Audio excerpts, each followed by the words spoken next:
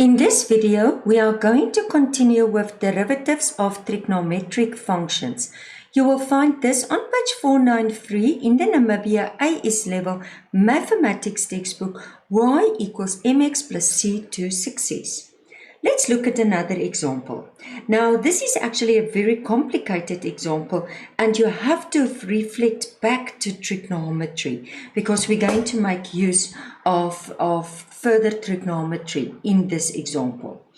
The equation of a curve is this. Show that dy by dx, the derivative function, is this. Okay, stop there. So if I start, I see I'm going to use the quotient rule. Let me just get a pen. No, I prefer a pen. I'm going to use the quotient rule. So I'm going to rewrite the denominator, differentiate the numerator, subtract, rewrite the numerator, differentiate the denominator. And then I'm going to take the denominator and I'm going to square it. Okay, now I'm starting to do that. Don't forget, this is sin, so it becomes 2 cos 2x. I use the rule. This is going to be negative sin 2x, and this one is just going to become negative sin x, and that just becomes plus 0. Okay, there's my square. Then what I'm basically going to do, I'm going to now, this is very important. Do you see that cos 2x, I'm going to make it a little bit bigger, even if I have to move. Okay, so cos 2x is equal, and this is coming from the chapter Further Trigonometry, is equal to this. So in the place of cos 2x, I'm going to put 2 cos square x minus 1. Do you see? In that place. But that 2 is still there. There it is. Okay? But don't forget that sin 2x, I want to use another color, sin 2x will be equal, it's also coming from that rules of further trigonometry, is equal to this. So in that place of sin 2x, I'm going to substitute this. And there it is. Okay, now I'm going to start simplifying. So if I'm moving that 2, did you see what I did with that 2? I'm just moving it to the front. Okay, so I'm ending up with this. But don't forget now that if I have sin square x, okay, so this is the same as it was there, but sin square x is equal to 1 minus cos square x, and that's what I did there. So in the place of this one, I substitute this one. Okay, but don't forget also, so actually I substitute, and I'm going to put it in red, I was substituting 1 minus cos square x, but that can again break up into 1 minus cos x, that's the difference between 2 squared, 1 plus cos x. So I was breaking it further up into that. Okay, and now I'm just going to simplify. But okay, again, maybe I left out a few steps here because it's such a long sum. So don't forget you have 2 terms. So if you, and I think I'm going to do it here for you. So if you have now, yes, what will we use? We can use white, it doesn't matter. So if I have 2 cos x plus 1, 2 cos square x minus 1 over cos x plus 1 cos x plus 1. So basically this 2 will cancel, so I will just have that 2, do you see? Okay, let me just show you here. So I will just have the 2 cos square x, do you see that? Over the cos square x plus 1 because it cancels. Then that term, okay, let me just show you that term. So plus, if I was having 2, 1 minus cos x, 1 plus cos x, and cos x over again that denominator, cos x plus 1, cos x plus 1. Because it was squared, I just write it 2 times. But again, do you see what happens? So what is n? I end up with 2 cos x, 1 minus cos x over cos x plus 1. That's what I'm ending up with. Okay, so now I'm just going to multiply out. So 2 times 2 cos, so I'm getting 4 cos squared x minus 2 plus, and I'm multiplying in 2 cos x minus 2, is it the 2? Looks a little bit, okay, but it's 2 cos squared x because there's 2 cos. Okay, now what can I do now? Do you see, if I'm looking at that, so it's going to be 4. Do you see that this is like terms? So 4 minus 2 is, let me write it again here for you. So it's going to be 2 cos square x plus, because 4, this is the like terms, plus 2 cos x minus 2. Okay, so basically I'm just taking that 2 out. So I simplify that green ones, and then I'm just taking the 2 out. And if I look up, up, that is exactly, look there, that was exactly what they wanted me to get there. Okay, so this was very complicated because you have to bring in that further trigonometry, that rules. Okay, now we go on. Find the x coordinates of each stationary point of the curve in the interval. Give each answer correct to 3 significant figures. Okay, now don't forget the basic of stationary points. At stationary points, dy by dx is 0. So it's like you just put a 0 there.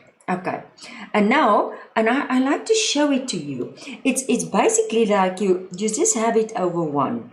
So if you multiply that, that's becoming 0, and so that's basically cancel out the denominator, and I'm just ending up with the numerator. So you cannot factorize, that is challenging. You cannot factorize it. So then you have to use the quadratic formula. This is an exam example, so very challenging. Okay, but not, you have all the knowledge to do that. So I use now the rule, so it's cos x, and I start substituting. So don't forget that, can I just show you here? That this is 1, this is also 1, this is negative 1. So this is A, this is B, and this is C. So negative B, so 1 plus minus B squared, 1 squared, minus 4A, and don't forget C is negative 1, 2A, and then I get my 2. Okay, why do we reject this negative 1.618?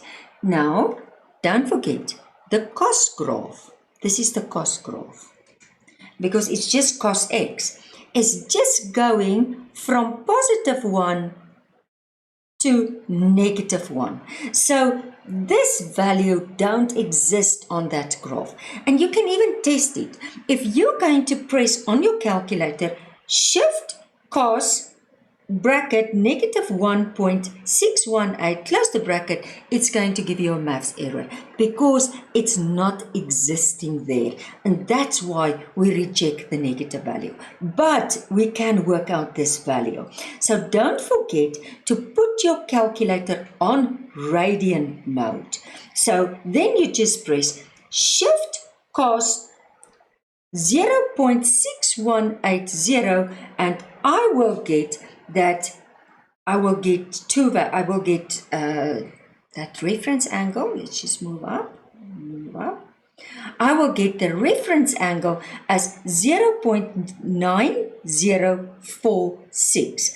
But don't forget, and if you look back at the question, I go down, it's from negative pi to positive pi. What does that mean? So it means it's from there up to there and from there up to there. But now I must think, where is cos positive? Cos is positive in the first quadrant and in the second quadrant. And now I have that reference angle, I just want to move it a little bit up, of 0.9046. So this will be 0.9046. And because I'm going in a negative direction, this will be negative 0.9046 because I'm starting there at 0. And that will be my 2x values. So that's how we do. Very complicated, a lot of thinking, bringing trigonometry in, but they just ask for the x coordinates, not the y coordinates of the stationary points. So the x coordinates will be 0.905 and negative 0.905. Okay, let's look at the examples. I want you to stop the video and I want you to do number 1 and number 3. You can continue the video as soon as you are finished. Okay, don't forget that you have to bring your trigonometry knowledge also into these questions. But let's start with the first question. Number 1. The equation of a curve is this. Find the x coordinates, again x coordinates, of the stationary points of the curve. And now it's a full revolution. So it's from 0 to 2 pi. Take note, it's in radians. And determine the nature of each of the stationary points. Okay, so let's start. First, write down the function.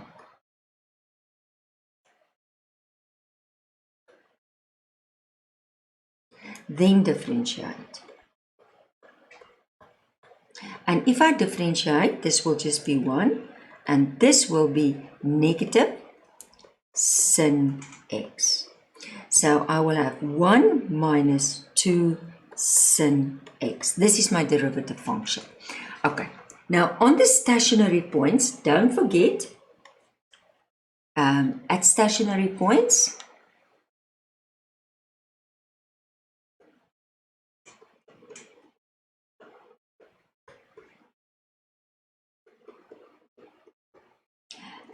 dy by dx will be equal to 0. So I will put a 0 there.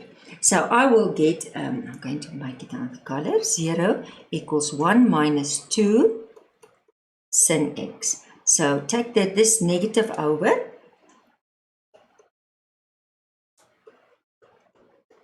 And divide by 2 and divide by 2. So sin x is equal to a half. Now, don't forget, you are in radians. Okay, now think of your special triangles, and I'm just quickly going to draw it to you. Okay, again, how do I, okay, I'm just going to take another pen. How do I remember it? Okay, I just remember it like this. I'm taking an equilateral triangle, and then I'm just working in half of it. So then I will go and I will say, this is 60 because it's equilateral, but 60 is always the pi over 3. And this is 30, it's like the opposite, and this is pi over 6. Okay, because it was equilateral, this sides will be 2. This is also 2, but now it's 1, and this one is square root 3. Okay, now if you have sin x is a half, so from where? So if you look here, if I stand at this angle, then this is opposite over hypotenuse. So there, so it's going to be pi over 6. So I'm going to say x is equal to pi over 6. Okay, but now don't forget that sin, this is now actually my reference angle. So let's go, now we have to bring in the trigonometry. So if we bring in, it's from here, 0, until it's the full, until we have 2 pi. Now where is sin? Positive, because sin is positive there. So sin is positive in the first quadrant, and sin is positive in the second quadrant. So basically, I'm going to have now my pi. So don't forget your reference angle is that pi over 6, which is also going to be your first one there. But that is pi over 6. But I'm looking for this one. So don't forget that this is pi. So if I want to find the other value of x, luckily this one is just pi over 6. Otherwise, I should have wrote this first with the reference. So to get the other value of x, I'm going to say pi minus pi over 6. And that's going to give me 5 pi over 6. Okay. Now, that's my two values. And now I'm going to say, okay, so find the x coordinates of the stationary points of the curve. And now I'm going to find if it's a maximum. So this is my two x coordinates. They don't ask the y coordinates. Now I'm just going to determine the nature. Now don't forget, if we determine the nature, what do we usually do? We differentiate again. We find the second derivative. And that is going to be now, so it's going to be negative 2. And now the sin becomes cos x. Now, how do we test it? We substitute this x values in. So if we substitute this x value in, then we're going to get first, okay, now I prefer doing it like this. So I say when, I have to move up a little bit.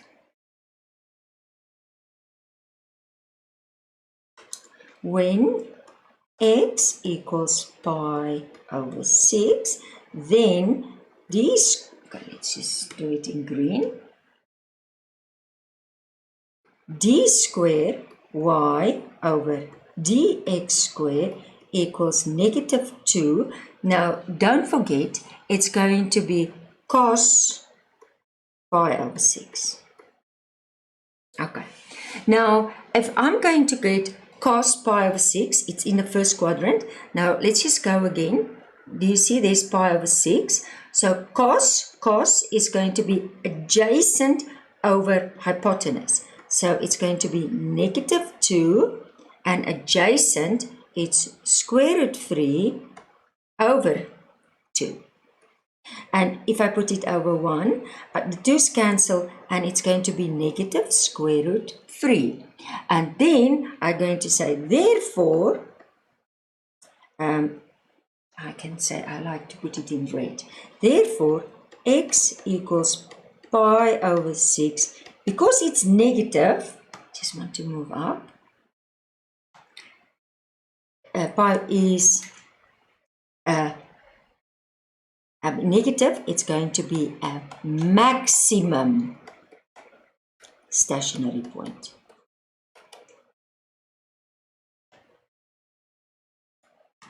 Stationary point. Okay, and now I go on, I say when x equals 5 pi over 6, then I change the colors. D squared y over dx squared equals negative 2 cos, and now I want to show you, 5 pi over 6. Now, 5 pi over 6, it's also pi over 6, but it's just the signs. It's almost like you must think of this triangle, and you must think, if this one is in this cos diagram, what will, although it is going to be negative 2, and it's still, because I'm working with pi over 6, it's still going to be square root 3 over 2. I want to show you both ways. It's also going to be square root 3 over 2, but in this quadrant, think of the cos diagram. I want to think what? Cost. What is cost in this quadrant? Only sin is positive. So cost in this quadrant will be what? Will be negative. And that's why I put the negative there. Or you can see, if I'm drawing this one in this, and I'm working, okay, let's my pi over 6, and I'm working with my, okay, it's going to be, but due to that side, one side will be negative and the other one not. And that's the reason why that negative was there. Say, for example, it was sin 5 pi over 6. Because sin is positive, it would have been positive. Okay, but if it was tan, because tan in this quadrant will also be negative. Okay, and you can again go and look, and I think it was in further trigonometry that I was showing you the unit circle, and I was showing you all these values of the special angles in the different quadrants. You can go back to that, and if I'm sorry, I just want to quickly tell you the page in the textbook, and you just have to give me then a minute to just quickly search for it, because I want to tell you now the page. Okay, I found it. It's on page, so in the textbook, on page 443, you will see, I said special angles in the unit circle. And if you look there, you will understand this also a little bit better. Okay, but for now, we're just going to finish it off. So a negative times a negative is a positive. This cancels, so it's going to be positive square root 3. Okay, and now I'm going to say there it's a positive. So I'm ending up with, therefore, x, when x is 5 pi over 6, it's a minimum stationary point. Okay, and that's how you do it. Let's do the next one. Okay, let's look at number 3. The equation of a curve is, and I always like first to write down the function,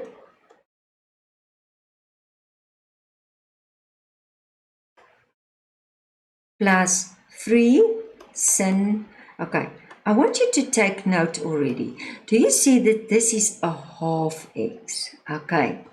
The curve has a stationary point M in the interval, and this is 1x. Keep it in mind. Okay, so between pi and 2 pi. Okay, find the coordinates of M, giving each coordinate to 3 significant figures. Okay, let's start. Again, you have to bring in your knowledge of trigonometry. But first, we are going to differentiate. So, dy by dx, and because it's a half, so it's a half, and then it's sec square a half x plus 3, again it's a half, so it's a half cos a half x. So, if I rewrite this, it's going to be a half sec square a half x plus 3 over 2 cos, my pen, cos a half x. Okay, now the curve has a stationary point M in the interval. Find the coordinates, not just the x values. Okay, but first we have to find the x. So we're just going to start to say stationary points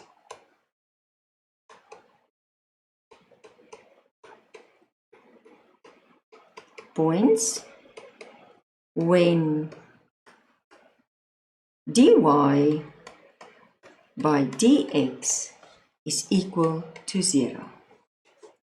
So 0 equals a half sec square a half x plus 3 over 2 cos a half x. Okay, now this is quite a lot of, so what I'm going to do first, I don't want these fractions in front, but it's in its equation, so it's nice. I can multiply with 2, with 2, with 2. So what I do with one term, I do with all, and then I'm ending up with only sec square a half x plus 3 cos of x. Okay, but now I don't like the sec square. So I'm going to take it to cos. Take it down. And it's still a half x. Plus, okay, I'm going to put this over 1, and I'll show you now why. Because what I want to do now, I want again to make the denominators the same. So how do I do that? I multiply actually with cos squared of half x.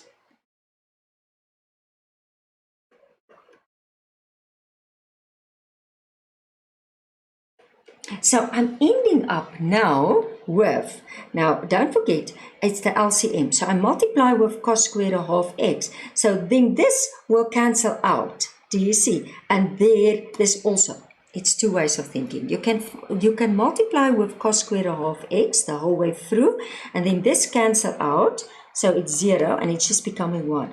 Or you make the denominators the same and then you cancel them out. Doesn't matter. As long as you come to this answer. And don't forget, it's now cos squared times cos, so it's cos 3 of half x. So it's important that you come to there.